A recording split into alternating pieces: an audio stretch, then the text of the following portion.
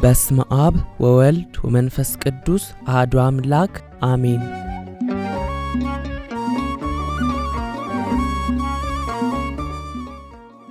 ከትንሣኤ እስከ ዳግም ትንሣኤ ያሉ ዕለታት።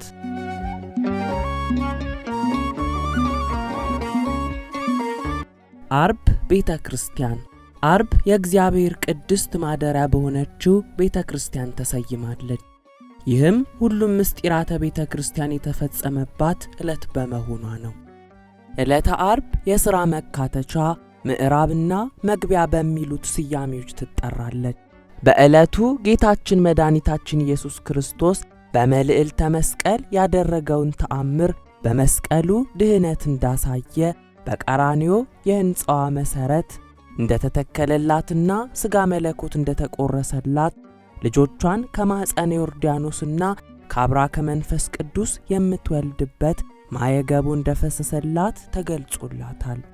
የሐዋርያው የቅዱስ ጳውሎስ መልእክት ወደ ኤፌሶን ሰዎች ምዕራፍ 2 ከቁጥር 19፣ የዮሐንስ ራእይ ምዕራፍ 1 ከቁጥር 6 እስከ 8።